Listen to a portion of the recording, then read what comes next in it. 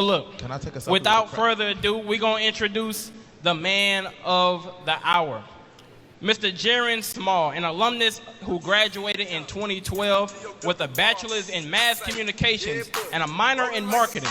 He is the co-founder and CEO of Educational Entertainment. Give it up for Mr. Jarren Small. Woo! Let's go. He coming down the middle, y'all. He coming down the aisle with it. Come on, Brown. Y'all know I like brown. That's a good Brown.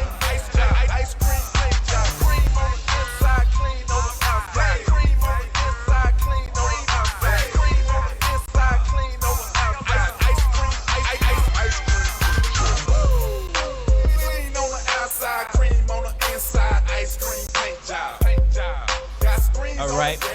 Y'all make some noise once again for Mr. Jarren Small. All right, Jarren, we definitely appreciate you for being here. We're trying to change things up with the format. We're not using the old Keynote speaker. You know, we're trying to liven things up. But to get things started, tell the people who is Jarren Small. Jarren Small is the only child from Missouri City and went to high school at Hightower High School. Anybody from Mo City? Houston, Texas. Mass comm major and marketing minor, but I love music, I love technology, and I love community. So that's what I'm all about. Okay, now you mentioned music, right?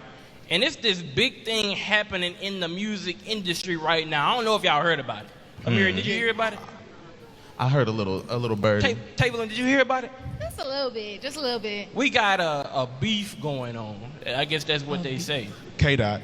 You know, but you have a company called Reading with the Rapper, and you mentioned that this beef between Kendrick and Drake, you know, it brings out the essence of Reading with the Rapper. So talk a little bit about how it does that. Yeah, so first, like Reading with the Rapper is a company that I founded when I graduated from Prarie, where we teach kids how to read and write through rap lyrics, content, and technology. So what's one of your favorite rappers? Just spit one out. Okay, so imagine listening to an album that he makes specifically for you that talks about figurative language, sentence structure, grammar, mood, and tone, and he actually comes teaches your class. Right, so we actually work with real artists that come in and design curriculums for schools. They get paid for it, and we're bringing in pop culture, which I feel like is black culture, into education completely. So with K-Dot and the Drake situation, they're using a lot of literacy devices, figurative language, sentence structure, mood, and tone. When y'all are online, going and looking up research and stuff, you don't really know that you're actually reading at a really high level. You're comprehending things at another level because that's our native language as black people. Music, content, technology, it's our frequency. So I love the fact that everybody's been talking about what they're saying because you're listening to them in a different way versus just hearing them. Right, and that's pretty amazing because, like you said, thinking about how hip-hop translates in its natural form, right? Yep. That's really our form of communication. So I really think that's a great point. Now, Tavelin, I know you kind of had something for Jarren, and what was that? So my question is, being a Mo City native and an HBCU graduate, it's evident that in your work, culture is the forefront on your brand and your purpose. How do you maintain being your true self in not so culturally enriched environments like corporate spaces who may not understand the importance of involving culture in education? I would say I had to learn that actually here at Prarie. So quick story, I went to Hightower, but I was an All-American in basketball, but I struggled with at that time it was like the TOS test, that standardized test. And I ended up passing that test by 1 point. And I almost didn't really know what school I was going to. Prarie wasn't even on my radar at first. And my mom was like, I already enrolled you at Prarie, you going there? And I was just like, I don't want to go, it's too close to y'all. I'm trying to get away. And really coming here, my first interaction with Hump Day really it changed my whole life. It was the experience. It was a welcoming environment. So I got to really truly just be myself. So I've been solving my own issues for 11 plus years. So that's why I'm able to kind of be in those rooms. And then, me being able to be the SJ president in 2011 was a really big turning point for me here. So the Panther statue, the park, the rec center, the stadium, that was all under my tenure when I was here. Okay. So, yes, that's super dope. PV history right here. Come on. So being able to sit down with the chancellor of A&M or sitting down with a corporation, I was doing that while I was on campus. Prairie View afforded me that opportunity to do that. So after graduating, it was kind of already easy because I already were doing it before I graduated. Yeah, that's good. And that's crazy. I don't think y'all heard that. The Panther, the Rec Center, and what else was it? The Panther, the Rec Center, the Student Park, the actual stadium in itself. Yeah, I was about to say the stadium. So with the Rec Center, a lot of people don't know, like my class, we taxed ourselves for that. We knew that if we put the money in, it was going to be here pretty much for y'all. We didn't even get to see that at all. And they were mad at me. It was like, yo, why are we paying for something that we don't even get to have because it's about legacy? Yeah. And if we don't do that, you guys wouldn't be doing what you're doing right now, right? So it's about how do we pass the baton as not only as alumni, but as a community of black people together because we need each other. And I think that's what's so like important about the work that a lot of us do on campus as president, as leaders of our organizations, is that we're not just doing it for us right now. We're not just doing it so people can see us. We're doing it because we know that we know our struggles, and we know we don't want the people after us to have the same type of struggle. Y'all got a Dunkin' Donuts? We ain't had none of that. We had just Chick-fil-A. Oh. That's it. Just We didn't have the apartments y'all have over. We didn't have that. We didn't have the whole the bowling alley. We Shout didn't out have to the none of bistro. that. But we were like, it needs to start now because if we don't, that won't be here. And it kicked all that off, and it was student led and driven. Now, Gabby, I know you kind of relate on the SGA president tip. So, what kind of did you have for Jarren? I know you got President something. to I know. President to president. Being SGA president, I think the most thing that is hard in this role is just the amount of love and support that you want to just give back to the community all the time. You want to continue to just pour and pour and pour and pour. But I'm really interested in your philanthropy journey, and I'm interested to know, what inspired you to embark on your philanthropy journey as a black man. So, go out there and actually inspire other black men, other black youth, African Americans in general to start that philanthropy. No, that's a great question. And I hate to cut you off because that is a fantastic question. But my director is giving me the cue that we need to take a quick commercial break. And Gabby, we're going to come right back to that question. Okay. All right. Okay. Now, I want to bring up the Miss Lori Proctor, the director of the Annual Fund and Alumni Giving for the Office of Development. Miss Lori Proctor.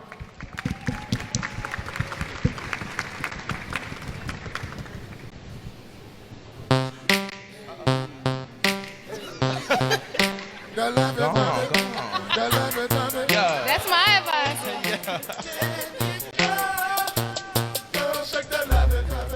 Alrighty, I know I have only a few minutes, so let me run through this really quickly. Good evening, guests, faculty, staff, and to the graduating class of 2024.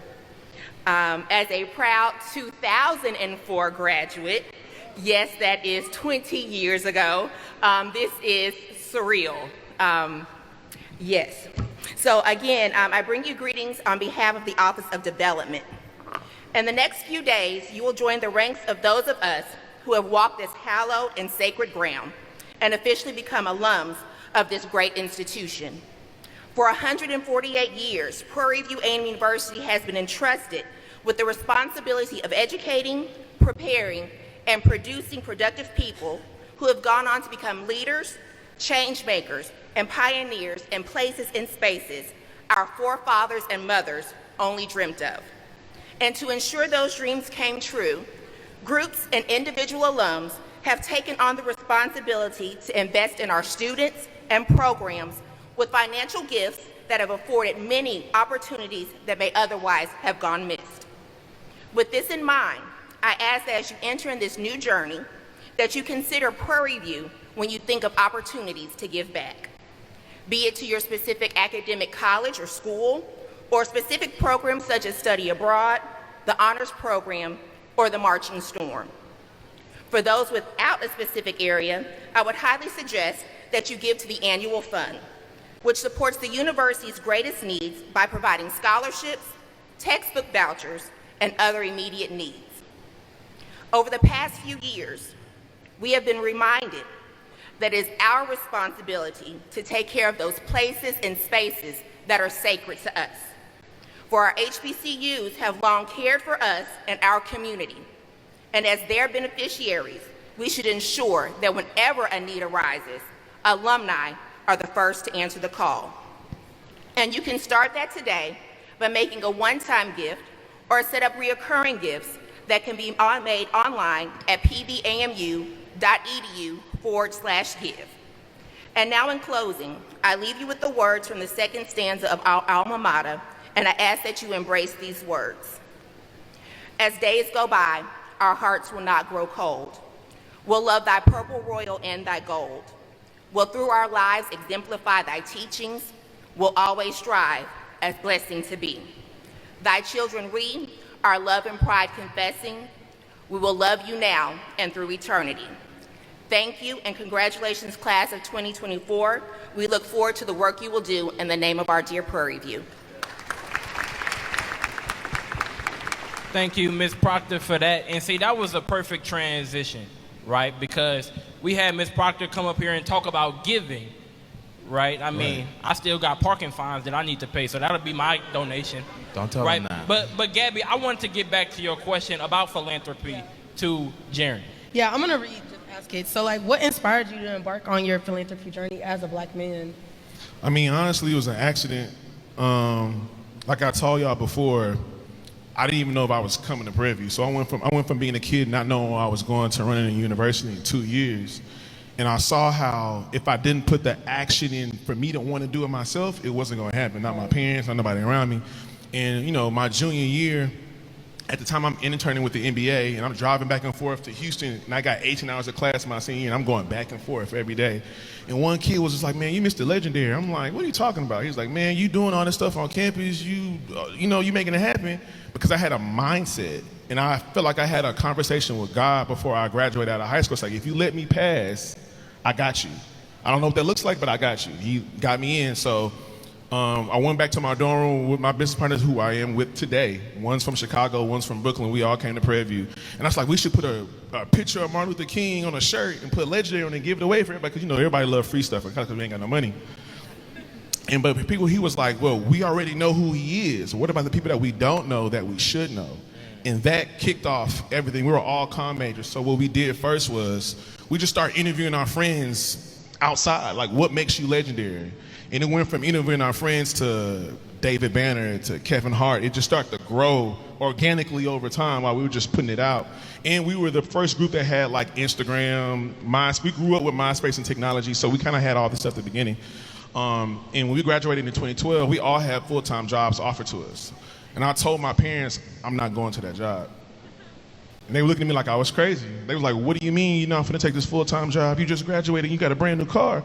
I said, I can't do that. I don't love that, right? Because I'm supposed to go do that doesn't mean that if I don't love it, I can't put my all into it. Right. So we moved to Houston, had a house.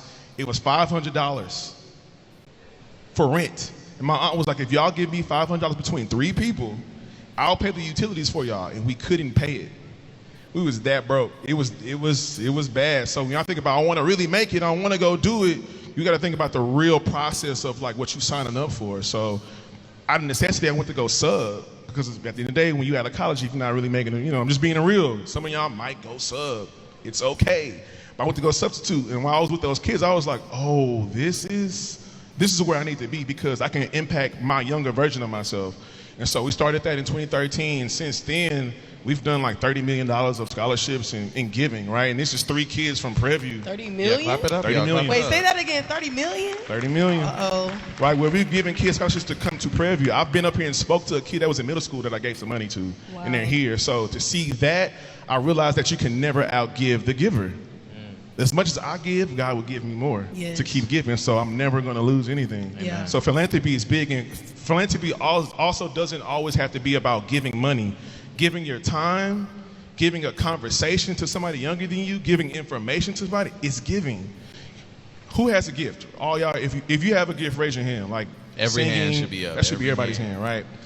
The reason why you have a gift, because somebody gave you the gift. God gave you the gift, so gifts are meant to be given without anything in return. With the moment you want something in return, it's not a gift, it's a transaction now, right? So giving is a really powerful tool that allows you to do a lot of creative things. And it's always a blessing to be a blessing. And I really appreciated seeing your advocacy for not only our people, but for hip-hop inclusion in our education. And like you said, we are pop culture. Black culture is pop culture. But I do want to know, like, what have been some difficulties that you've had within your advocacy? I mean, when you hear reading with a rapper, you think a rapper is finna come in and like read a book or they finna perform. It's the negative connotation hip hop has. And we are changing the stigma of what that looks like. So it's just that front face barrier of saying that I believe that our culture should be teaching our culture. It's designed for us and it's made for us and by us. When you're jumping into things that are not designed for you, no wonder why it doesn't work, right? So I'm like, how do we have our own system? And I feel like hip hop was designed to be a teaching tool. It was based around education, right? From the very beginning. I think it's lost its intent over time, and we're getting back to that now. So I feel like hip hop is a way that brings excitement, engagement, and innovation to any space, not just school or philanthropy, but just society in itself. I mean, think about it now. Hip hop impacted y'all here in some way. When y'all had y'all first hump day, or that first DJ, or artist that y'all might heard from the very first time, that's hip hop at the end of the day. Boosie been living in our spirits since God knows when. Is it Boosie? Boosie, sadly, yes. Now, first of all, you've been dropping a whole lot of gems, and I really appreciate that. But two things that stuck out to me was, one, you were in Houston and had rent that was $500. I wish. Isn't that a blessing? I wish that happened now. But secondly, that you don't have to always, giving doesn't always have to come through the lens of financial, right? It can come through the lens of giving time back to your university, back to your community, right? So I really appreciate that. But when we think about giving, because, right, we're all young, coming out of college, looking to make our own way, give us some realistic expectations of how we can give to our university and our community. I mean, it can be as small as I'm gonna give $20 a month. You might spend that going to the club or buying that girl a drink and she ain't gonna even talk to you at the end of the night. You know what I mean? So you have money that you have money that you had that you think you don't have, you really have it.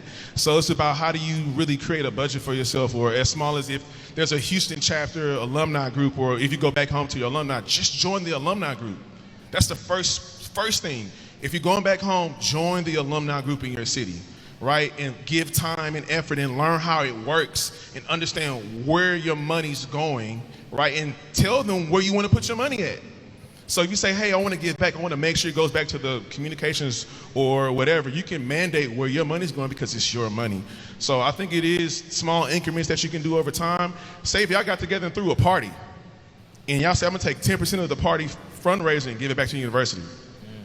That's OPM. That's somebody else's money, not even yours, right? So it's other ways that we can bring, how do we use entertainment to our benefit? Right? If we love to be around each other and have a good time, how do we use that in the right way? So it can be, just think outside the box and break all the rules, really honestly, like small giving, medium giving, large giving. You can work for some time and don't hate me, Prarie, don't feel the need to be rushed into like doing this, right? Like once you graduate, find your footing in yourself, find your foundation and where you're gonna go in your industry, right? Give yourself something first because you don't wanna be empty. You want to be full when you start giving to people. So if you say, okay, I've just got to this job, I got a pretty good pay scale, I'm gonna start giving my second or third year while I'm here. So at least you built the foundation up, you put a savings away just for that, right? So you're not like losing money as you're trying to get at the same time. Because right now, y'all are looking to get jobs if you already don't have them and sustain your own lives. So take care of yourself first, right? So you can take care of the people later. Right, and I want to give a quick time for the people who didn't get the hashtag. The hashtag is PV Alumni 2024. If you got questions for Jarren, send in those selfies on the hashtag PV Alumni 2024. Now, before we wrap up this segment, I know, Tavelin, you had a question about philanthropy. Yes, I did. So my question is, obviously, we saw the resume. The resume was ran to us. And even to the extent of you even being SGA president, how are you able to translate those skills outside the university professionally? It was kind of hard, just because, well, Yes and no, because like Prairie View, I feel like it's the prerequisite of like life.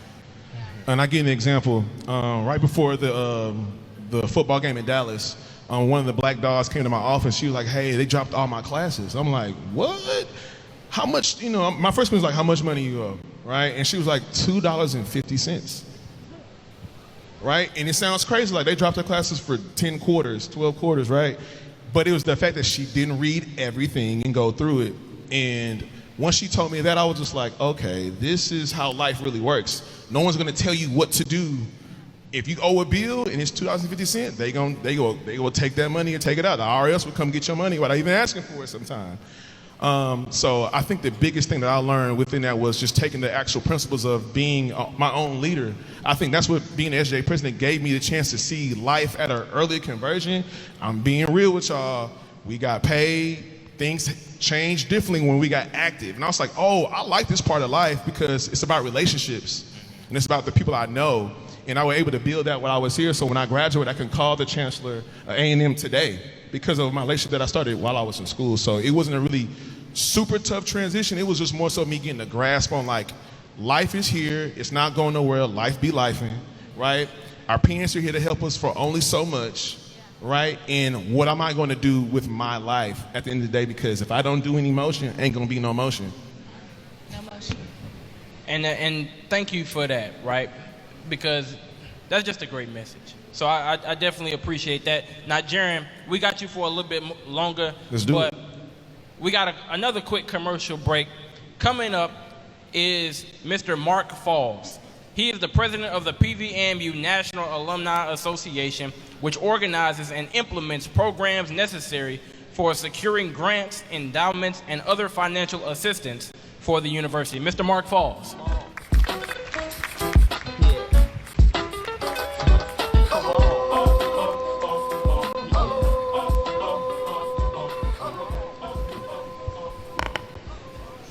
Good evening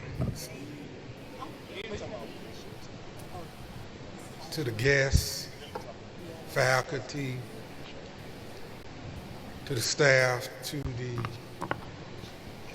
soon-to-be 2024 graduates. This is the day that the Lord has made.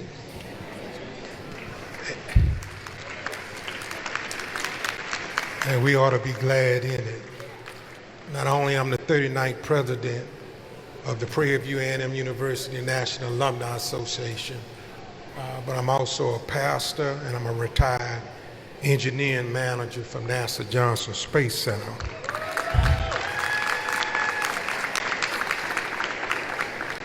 So I'm a living testimony that Prarie View produces productive people and excellence does lives here. The goal of the NEA, we're the central organization for all the various alumni chapters. We have 33 alumni chapters, clubs, and classes, and we work together to build a team concept to support the university. For its membership, as soon as you graduate, you automatically become a member of the National Alumni Association. But we like for you to become financial so that you can give back. Your first year of graduation, the membership fee is $450. That's $37.50 a month. Come on, do the math. That's $37.50 a month. Or you can pay annually $60 every year. And then we also have the associate membership for those alumni that have family and friends that want to be a part of the Alumni Association. For example, my wife graduated from the University of Houston, and so she is an associate member. And so this 123-year-old organization needs your help. We also have an international chapter in the Bahamas. We're getting ready to host the 46th convention in Nassau, Bahamas. If you're interested, you can go to pvualumni.org, look at the membership, and register for the convention. And so reason this 123-year-old organization has continued from generation to generation is because soon-to-be PV graduates like yourself have learned, earned, and returned. So you're at a point now where the question is, ask not what the NAA can do for you, but what you can do for the NAA and this great university that we all love.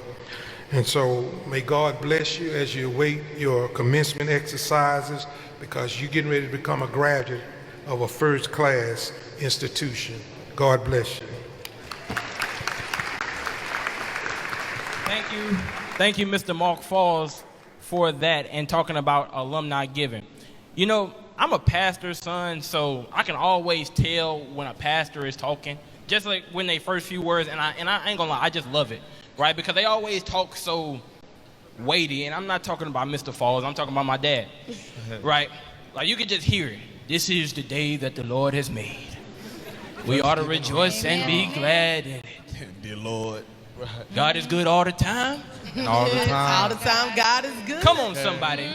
But we gonna move past that because the crowd, y'all looking a little tired. So be nice. I need some music. Give me 22 Shuffle. We got any class of 22 in here? If you know the Shuffle. I see you front row clapping. Come on now. Who we got? Okay. There you go. Come on. Show up, Joe. Who else we got? 22. Another person.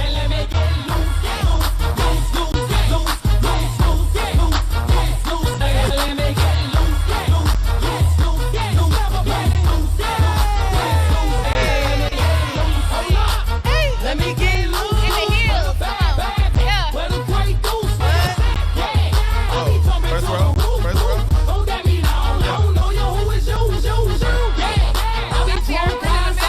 Oh yeah, she got crazy. TV40. Y'all in the front.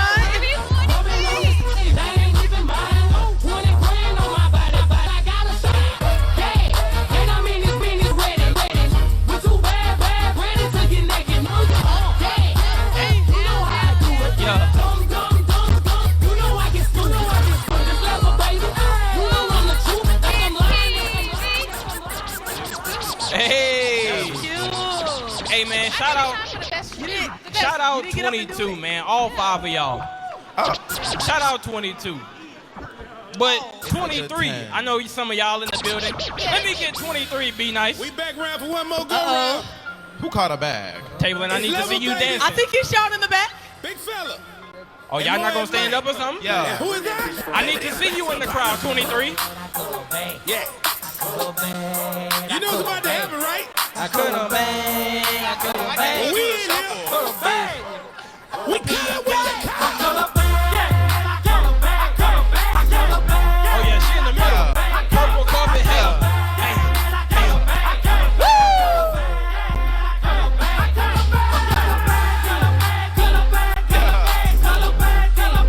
Mean show. Who is this on the screen? They going crazy over there.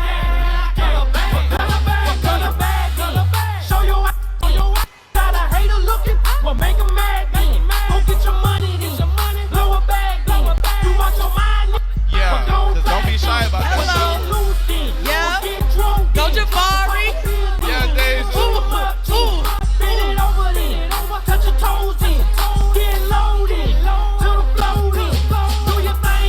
Come on, 2-3. That was cute. Okay, shout out 23. That was real cute. Nah, 24. Go crazy. This is your year, okay? I know y'all COVID babies. I know you didn't have a freshman camp, but I need to see 24 represent and represent well. Be nice, give it to me.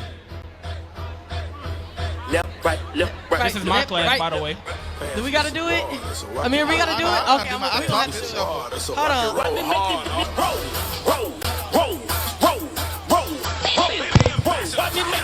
roll. Watch me make this roll. Watch me make this roll. Where that line at? Where that line at? Where that line at? Where that line at? Where that line at?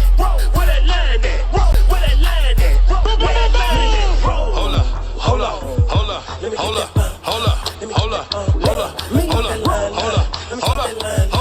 Hold up.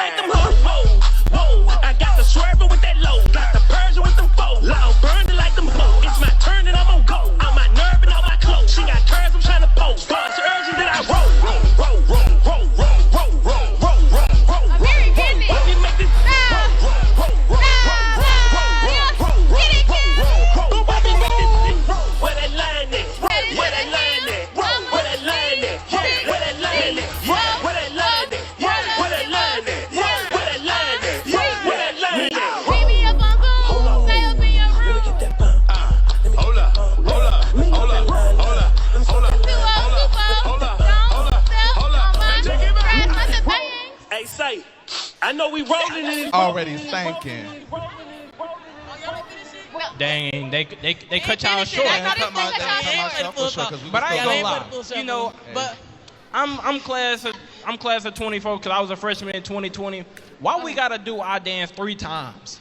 We Wait, only hold do on. it twice. Okay, that's a fair point. We only And I do it love twice. 2 photos, but I'm Listen, sorry. we were trying to give y'all a good shuffle for It's a being good show. COVID. You know, I was a POW that year.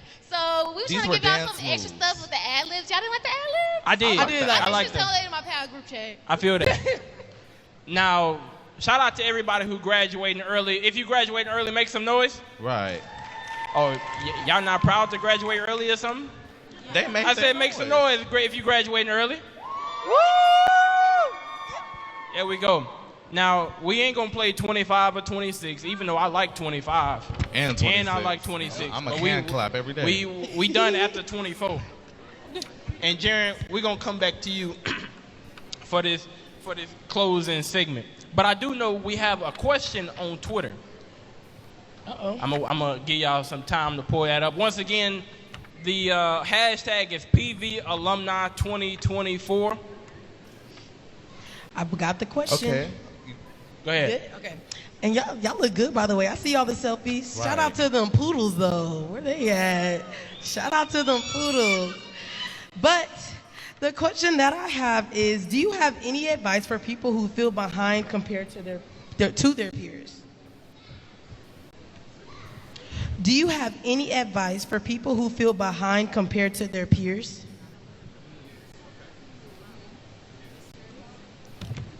What's going on? Okay, there we go. Okay. Okay. First thing I would say is get off social media. Social media is a tool. It's not a real place. It's just a social place to be social. It's not reality. Reality is the trees outside, the wind, people outside Touch sitting grass. down, touching grass, talking to people, mess around, get in a fight because you met somebody you don't really like. That's reality, right? So online makes you feel like stuff is moving really fast and you're comparing yourself to what people want you to know about them. But I guarantee you, when you take that phone away and they go home, they're the same person or if not worse. So I would say get off social media, train yourself to make sure it's a tool and to know how to time travel. I talked about this in my TED Talk when I came here.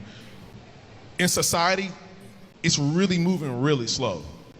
It's not as fast as what y'all might think it might be because you're online seeing stuff move in real time, but in reality, it's not moving that fast. So the real winner who's ever really patient to take some stuff, a couple steps back and be like, okay, what's working and what's not working in reality, not on Instagram. You can have 1 million followers and still be broke, right? I'm gonna tell you now, I just talked about having $30 million. I got less than 10,000 followers.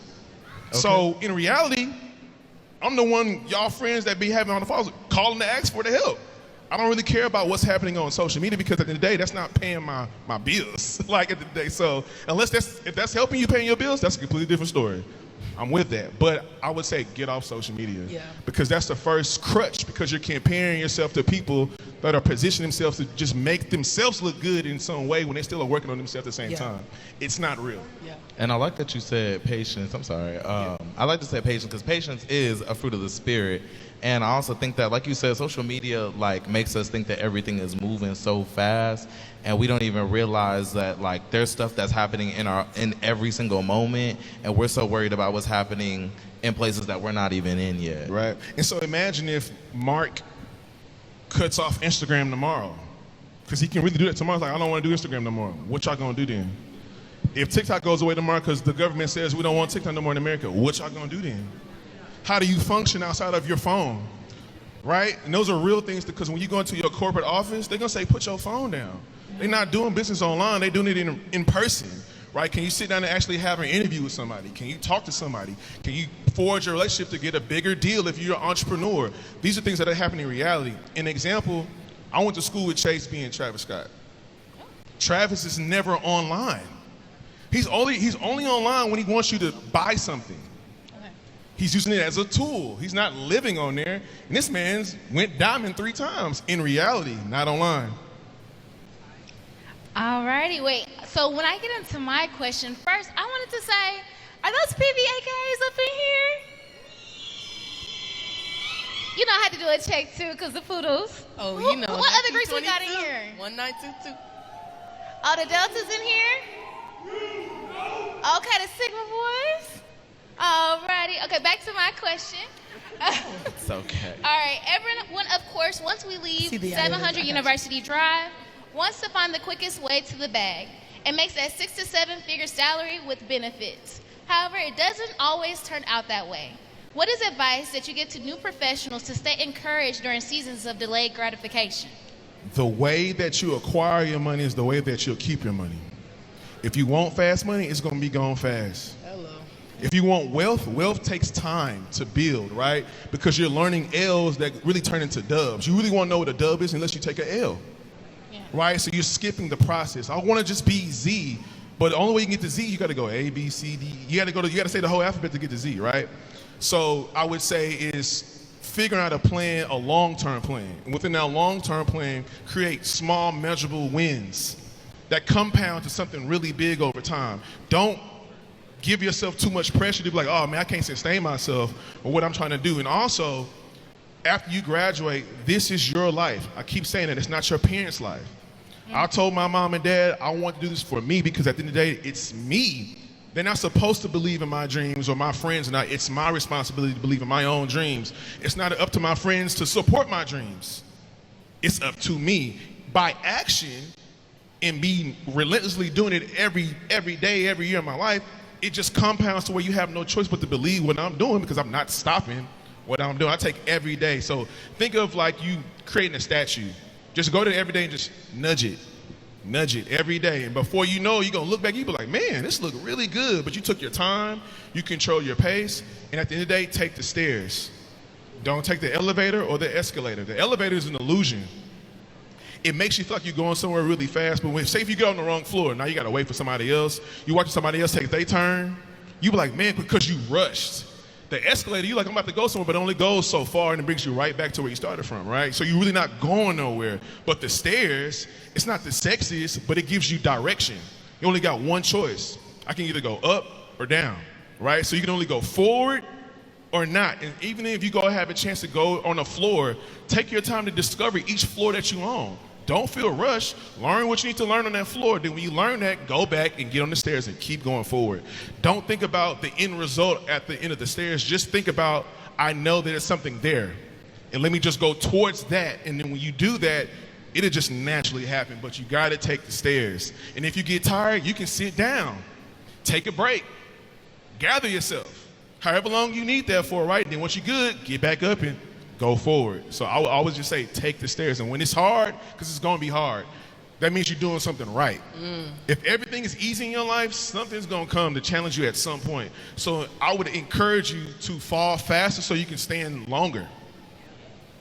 Man, can we just give him a round of applause? That was good. Take the stairs, not the elevator. I really like that.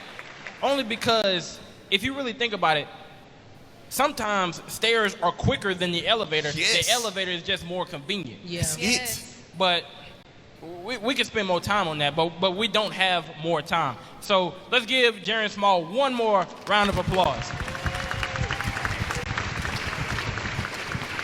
So Jarren, we thank you so much for this conversation. We thank you for giving back to PV. We thank you for all that you've represented for PV.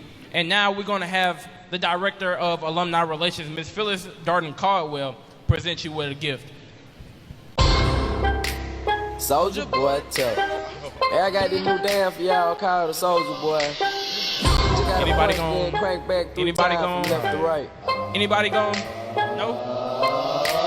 Soldier Boy, I'm in it. Why me crank it? Why me roll? Why me crank that Soldier Boy? That Superman? Now why me crank that Soldier? Now why me crank that Soldier? Now why me crank that Soldier? Now why me crank that Soldier? Now what? Soldier Boy, I'm in it. Why me crank it? Why me roll? Why me crank that Soldier Boy? That Superman? Now why me crank that Soldier? Now why me crank that Soldier? Now why me crank that Soldier? Now why me crank? Give him a round of applause, Jarren Small. Why me lean that? Why me rock? Superman? That yeah. Why me crank that? Robocop. Super friend, now why me jocking on them, hate them, man. When I do that, soldier boy, I lean to the left and crack that thing now. I'm jocking on you, And if we get the fight, then I'm coming, You catch me at your local party, yes, I crack it every day. Haters get mad, cause I got me some baby. Once again, Jarren, thank you so much for being here. Thank you so much for the conversation. I'm pretty sure everybody can and did leave with something that was meaningful to them. Yeah, for sure. Like, you know, I'm a really open book. My Instagram is open publicly. If you send me a DM or a question that you might have that you didn't have now and you want me to answer it, I'll answer it. So it's Jarren Small, Jarren Small. That's on all socials. And I would really, really, really love if y'all follow Reading with a Rapper. It's the next best thing. We're getting ready to change the entire educational system, and the culture owns it. It's going to happen right here in Houston. We're going to do some stuff here at Prarie too, so we're not done giving and helping out PV. So go follow Jarren and Reading with the Rapper. Support the people who support you. Thanks. Seriously. Now, DJ, be nice. We finna get off stage, but I need something funky. Matter of fact, I need something P-funky. Real P-funky. You know what I'm saying? But I need somebody to, Amiri, can you lead us in the song? I'm gonna do it. Oh, here it is. I want to get funked up. Oh, make my own PV funk. I want to get funked. I can't hear you.